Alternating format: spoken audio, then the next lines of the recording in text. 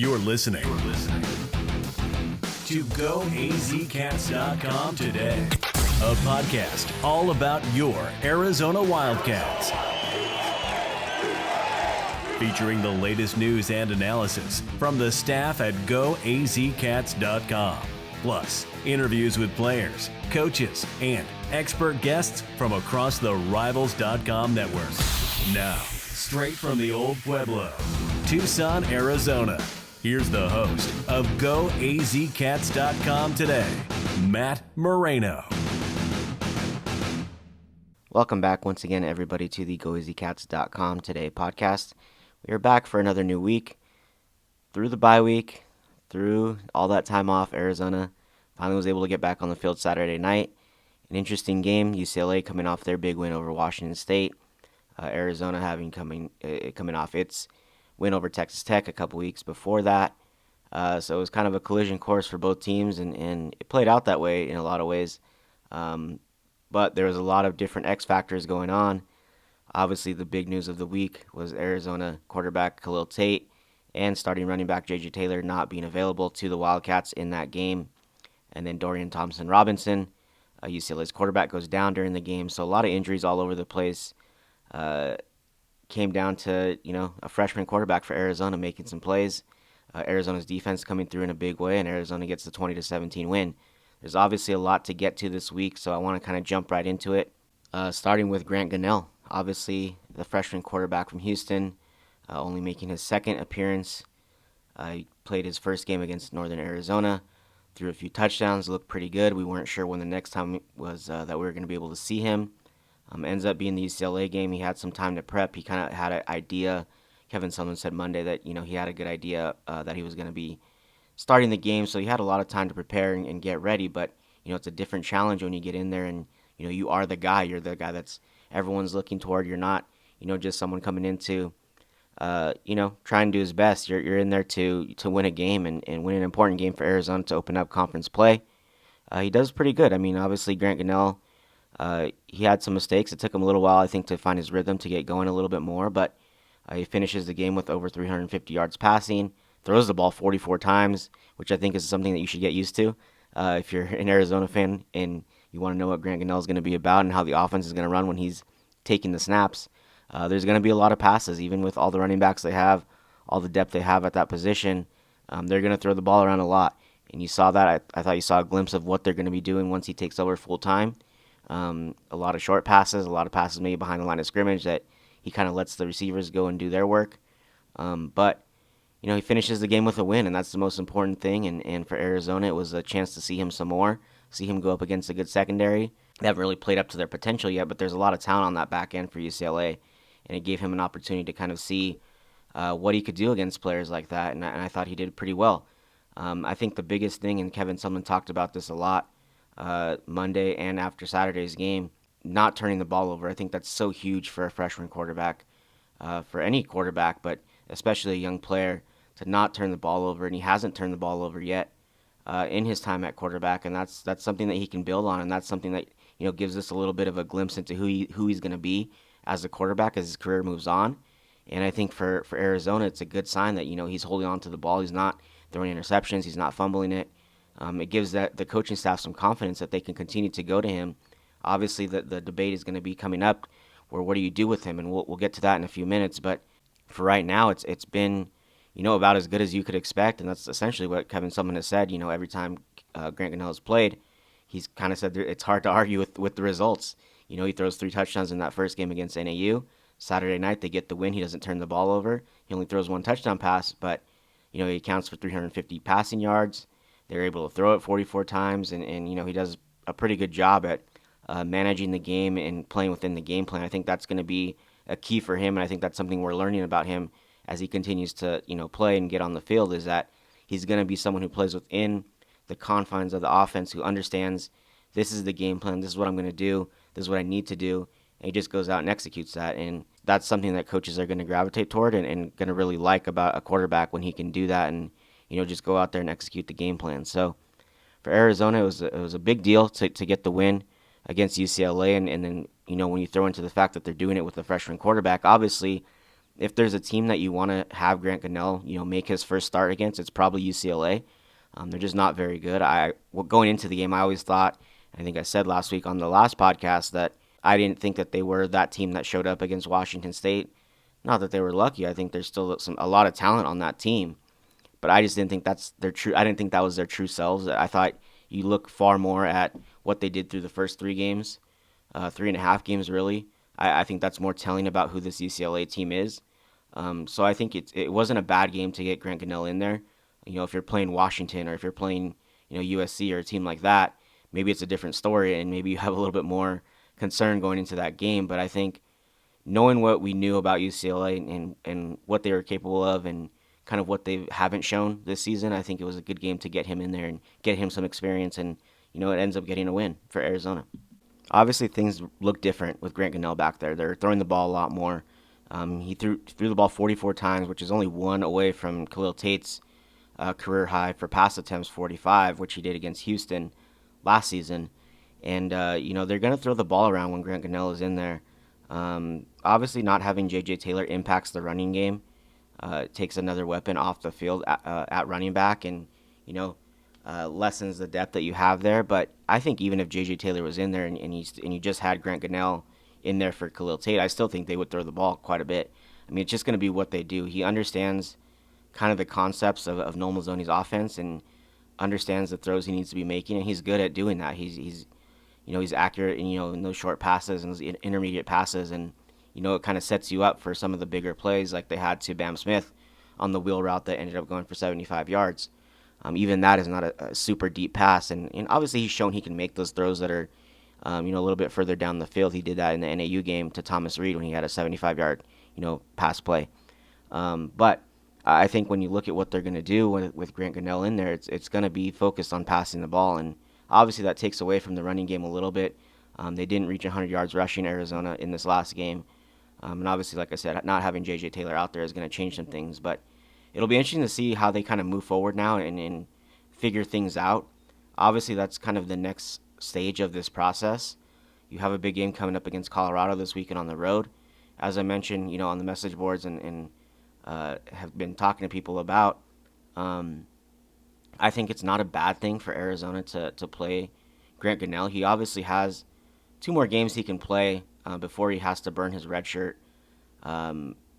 It all depends on how you think they're going to go about things and how they want to go about things, whether they want to save a game later in the year to use him, in a more high-pressure situation. But I think, as I mentioned on our message boards, it feels like every time he's come out, obviously it's only been 2 games, but every time he's come out, it's been, a step further. Against NAU, it's just about getting your feet wet, getting some experience. Against UCLA, you have a week to prepare, knowing you're the guy. You have to come out and execute a game plan from start to finish. You're not just coming in for a few plays. You're coming in to win the game and complete a game plan from start to finish. I think the next natural step for that is a road game. Obviously, he opens up against a conference opponent for his first start, so that's kind of checks that box off. But I think the next step for him is going to be, how do you do in a road environment, a pretty good road environment. But again, I don't think the pressure is as intense as if you're playing Washington or playing USC or playing, another Pac-12 team that's at the top of the rankings, Utah, someone like that, or Oregon. So I think it sets him up to still succeed and still have some success, but it puts him in a different type of situation that he hasn't seen yet. As I mentioned before, with Grant Gunnell, what you're really trying to do, if you're going to preserve that red shirt and your expectation is to have him around for 4 more years after this, you want to learn as much as you can before it really has to matter. You can play him 4 games this year and learn a whole lot. They've already learned a lot, through a couple games about what he does well, what he doesn't do well, what they can run with him out on the field. And if you can put him in a road environment, and let's say he does struggle a little bit, or you find some more things out, that's a positive thing. You understand, okay, now next year when he takes over the job full time, you're going to have a better idea of what he does well and what he doesn't do well, and what you need to work on over this offseason to get him ready to not have those kind of issues or problems when he takes over full time. So I think it doesn't hurt Arizona in any way to play him against Colorado. Obviously, Kevin Sumlin is not going to say that, and he's hinted at that, and he's pretty much blatantly said it. I'm not going to give Mel Tucker what my game plan is and who's going to be the quarterback. So I think more likely than not, it's going to end up being Grant Gunnell this weekend who starts the game for Arizona. But moving forward, then you have, an interesting scenario. I think for Arizona, for Khalil Tate to be as effective as he's going to be and for Arizona to be in the best position to win games, Khalil Tate needs to be out there. But Khalil Tate at 80% is not necessarily going to be the one that gets the job done. You want to have Khalil Tate at his best. And if it takes some time, he obviously has a couple injuries that he's dealing with right now, the hamstring and the ankle. Both lower body injuries that, affect what he does running the ball. And that's important. I mean, what he did to begin the season running the ball made such a big impact on what Arizona did. Even if you go back to that Texas Tech game, and when you heard what Kevin Sumlin said, when Khalil Tate had that 84-yard run, it changed the game. Texas Tech stopped blitzing as much, and it really changed the look of the game, and Arizona was able to settle in and do some things that it wanted to do that were outside of kind of just Khalil Tate running the ball, and it kind of opened things up for the offense. And when he's at 100%, he's able to do that. When he's not worried about getting injured or getting banged up, and he's running free, it changes the game, and that gives Arizona the best chance to win. But if he's not going to be able to be that guy, there's no reason to get him out there. And if you can afford to give him an extra week of rest, give him 3 weeks away from playing a game, and give him that time to really heal up, I think it doesn't hurt Arizona. I think this still can be a game that Arizona wins with Grant Gunnell at quarterback. And let's face it, if he's the future guy, he's going to have to win these games anyways. It's not going to be a long time before it's his time. He's expected to be the guy next season. So why not get him out there and try and get him, some more experience? Obviously, it's a different type of environment. He's not going to have, the home field advantage. He's going to be on the road. But I don't mind Arizona going with Grant Gunnell again. I think that's where it ends up going anyways by the time we reach Saturday afternoon. But I think it's an interesting scenario for Arizona, and it's something that came up on the message boards this week, and I do want to get to that question, my thoughts on that for Arizona, because, when you have Khalil Tate healthy and you have Grant Gunnell, it really all centers around what are you going to do with the red shirt. As I mentioned, if he ends up being the guy that we all think he's going to be and the guy that Arizona's coaching staff recruited him to be and thinks he can be, he might not stick around here for his entire career anyways. I mean, he might move on to the NFL if he's that good. I really do think he's going to set a lot of records during his time in Arizona because what he does and how it fits into the style of play that Noel Mazzoni wants to run, I think it will lead to, broken records, a lot of passes, a lot of yards, and he's going to have all the stats, and then you throw into that his size, and he's going to be somebody that the NFL is looking at and, gives a good look to, because I think naturally what he does is going to grab their attention, and who he is going to grab their attention. But we had this question on the message boards from K Special 23, and it said, Matt, do you think after this game someone is going to go to a two-man rotation at the quarterback position? And obviously there's a lot of X factors that go into that. You have to decide and figure out, okay, is Khalil Tate healthy? And is he ready to go? And is he going to be the same type of guy that we saw against Texas Tech? If he is that guy, then you get into a certain type of situation where you're trying to figure out, okay, what's the best move to make going forward? And for Arizona, it's really going to come down to situation. I don't think they're going to get into a situation where they're using both players. I just don't see Kevin Sumlin and Noel Mazzoni going that route.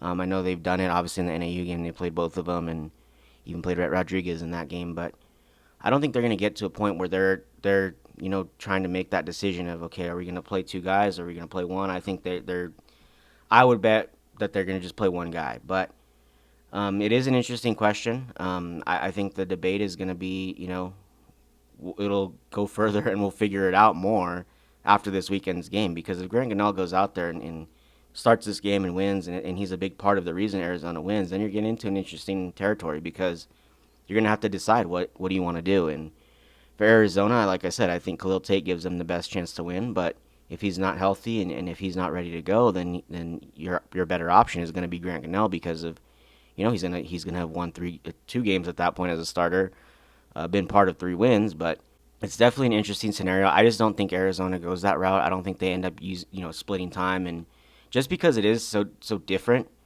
and that could be an advantage. And if they end up doing that, I think that could be the reason why, is that it is so different. They have differing styles, and teams, it's going to be hard for teams to prepare for a guy who passes more and a guy who is more focused on the run and more willing to run. Grant Gunnell is definitely not a pocket passer. I know Kevin Sumlin said Monday that we in the media talk about him just being a pocket passer. He is definitely not that, and I've mentioned that many times, that he can run. He played running back at one point in his career, so he can run. Even though he's so tall and you don't think he would be an effective runner, he can run the ball. I've seen him do it in high school, and he's an effective runner. So he's not Khalil Tate by any means, but he's able to run, and he's not just an immobile kind of statue back there. But still, that the offense is going to change when he's taking the snaps and when he's the one throwing the ball. It's just going to look different, and that's clear. So that would be an advantage for Arizona if they decide to go with two quarterbacks the rest of the season, and burn Gunnell's red shirt, and just decide that he's someone that needs to be on the field. However you can get him on the field, even with Khalil Tate healthy. The changeup, I think, would present some options, present some difficulties for other teams to kind of figure out, and it's the challenge that Mel Tucker in Colorado is up against this week. So it'll be interesting to see kind of how it plays out. I don't think they end up going to two different, playing like a two quarterback system, but you never know. And I think we'll know more and we'll have a better idea about that after this weekend, because if Grant Gunnell, like I said, gets to start and goes out there and wins and is a big part of the reason why, you have to give serious consideration to him getting him on the field in some way, whether that's in spurts, whether that's he's the full-time guy now. You're going to have to figure that out, but there's a lot of different factors that are going to play into it. But I think, going back to my original point, I don't think you get hurt any by Grant Gunnell playing this weekend and seeing what he can do on the road in a more difficult environment than he was in, at home at Arizona Stadium. There's obviously a lot of focus on, Grant Gunnell, the quarterback position, what he did, in his first start at Arizona. But I'd be remiss if we didn't talk about the defense. Obviously, that's kind of the bigger story. It's not maybe as juicy of a story, but it's definitely the bigger story for Arizona in securing its last two wins. They've shut out Texas Tech and UCLA in the fourth quarter. Over the last two games, they've outscored their opponents 22-0 in that final 15 minutes, and really kind of made a lot of emphasis on getting the job done in the last quarter. And it's something that Kevin Sumlin said he thinks it's a multitude of things that have kind of contributed to it, including just being better conditioned and having more depth. They're able to stay a little bit fresher, and he said that he can see other teams wearing down in the fourth quarter when his team is not doing that, and he contributes that to the off-season work and the work that Arizona's done with Coach Brian Johnson, their strength staff, the strength coach, and the strength staff over the summer. And then when they just have more depth, when they just have more players that they can rotate in and have on the field, it just helps them all across the board. And that's kind of been the biggest difference. And Arizona's really kind of been able to come back in games late the last couple weeks, or last couple games rather, and it showed again on Saturday night. So, but the defense in general is just it's been very strong the last couple games. To only give up whatever it would be 31 points to Texas Tech and UCLA, with UCLA coming off, it's 67-point game against Washington State, and then Texas Tech coming in with a top 10 offense, and for Arizona to hold both of those teams to 31 points combined, I mean that's saying something. And it just feels like the defense is starting to understand what it does well and how it works. I think there's been some good adjustments made with some players and figuring out, okay, what does this team do well and what does it do best. We still obviously haven't seen a ton of pass rush from this team. Jalen Harris was able to get some more work in and have a chance to kind of do some more damage. But really outside of him, there really hasn't been a great pass rush. But I think some of the key performances to me revolved around the linebackers against UCLA. I don't know that we've seen a game where Colin Schooler and Tony Fields II have played as well as they did in the same game as we have in the UCLA game. They were pretty outstanding in that game. Colin Schooler looked like the guy that we've all kind of come to know. He's continuing to lead the team in tackles, but that game was one that we said, okay, that was a very signature Colin Schooler performance. He finished the game with 13 tackles. 10 of those were solo tackles. He has a couple tackles for loss, a pass breakup. Just kind of every way he was able to impact the game and really shined, I thought. Tony Fields, I don't know that we've seen him play a better game, over the last couple seasons than he played against UCLA. He finishes with 10 tackles, first time getting in double digits, a pass breakup in there as well. He's really turned a corner, I think, as well in his development. And continues to kind of get better. And those linebackers have been such an important part of this turnaround for the defense. And you throw in there Anthony Pandy, who had 7 tackles himself plus a sack. You look at that group of 3 guys, 3 linebackers. I mean, it's been a big part of the reason the defense has improved. And when the linebackers are playing well, it feels like Arizona's defense is playing well. And that was, again, the case on Saturday night. And then Lorenzo Burns, to me, continues to shine. And another guy who just feels like he's made that turn in his development where the same issues he was having last year are just not there. He gets another interception. He's now tied with Jace Whitaker for the team lead. Arizona leads the country. They're tied with Florida for the lead in the FBS in terms of interceptions. And you just look at that growth. Yes, it comes with scheme, and yes, it comes with some decisions that the coaching staff is making, but it also comes with development from a guy like Lorenzo Burns, who just continues to, look the part and be someone who is making strides in his game and has really, come on this season and been a factor. And when you have that, we've always talked about, the weak link has been, the secondary a lot of times, and along with the defensive front. But when you look at kind of just in this league what teams are going to do, they're going to want to pass the ball, and you need to have corners who are up for that task. And that hasn't necessarily been the case always for Arizona. And last year, obviously, Jace Whitaker wasn't able to be out on the field. He makes a difference, but I think the improvement of Lorenzo Burns also helps that, and it really has helped, make the defense better.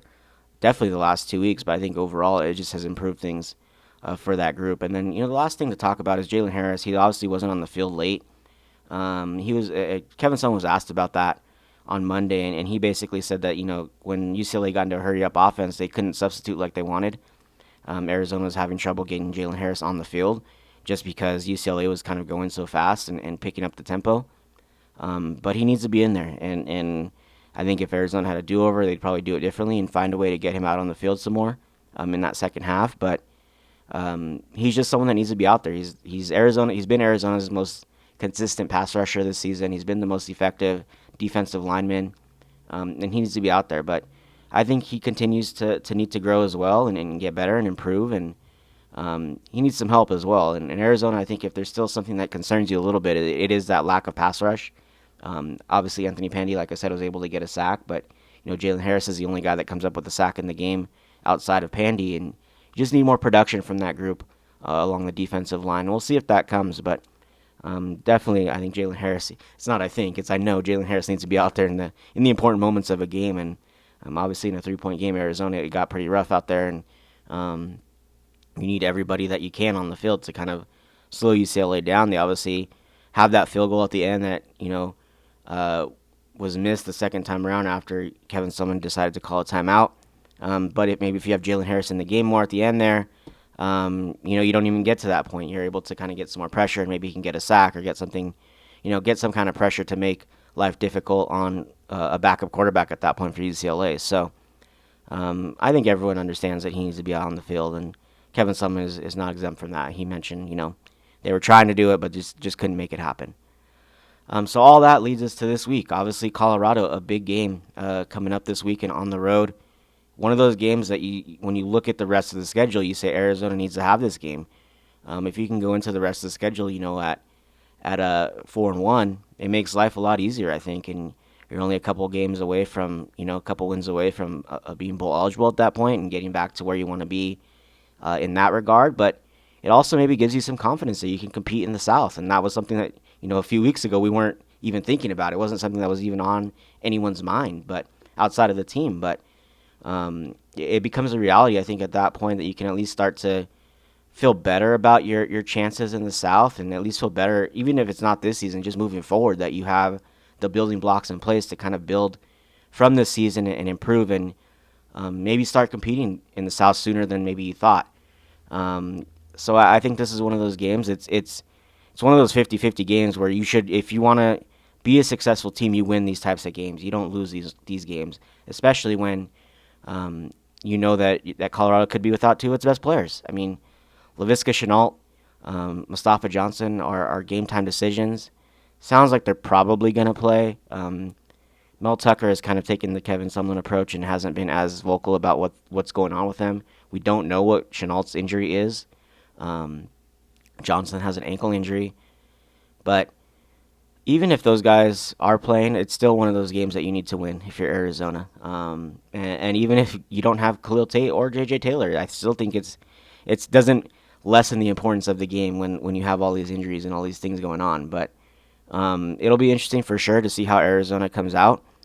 Who's out there, for one, is a good place to start. But as the schedule starts to pick up and get a little bit more difficult, this is one of those games where, you can look back and you say, man, if only they won the Colorado game, things would have been differently. So I think it's one of those games that's going to be very important on the schedule. It's going to be a test for Arizona in a lot of ways, because even without, Chenault or Mustafa Johnson, Colorado still has some playmakers. They still have a lot of guys that can do some damage. Tony Brown has been someone who's been, pretty good this season, and they always have Steven Montez at quarterback, and they're going to have weapons all over the field, and it's going to be a challenge for whether it's Grant Gunnell or Khalil Tate or whoever is taking the snaps, and a challenge for the defense as well, because it's been interesting to watch Colorado this season.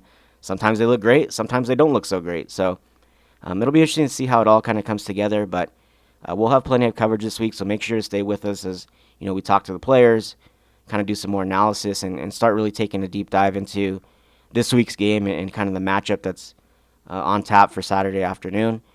They get to play in the daylight, which is nice. Obviously, when they come back and play against Washington, it's going to be a late start at 8 p.m. But for now, this week, it's obviously all about Colorado and trying to figure out, who's going to be healthy, who's going to be on the field, and then going from there. But we'll have plenty of coverage. We enjoy always having you guys around on the message boards and all over. And as always, thank you so much for listening, and we'll talk again later in the week. Thank you for listening to this episode of GOAZCATS.com today. GOAZCATS.com is the totally unofficial U of A fan site and your source for University of Arizona team coverage and recruiting news.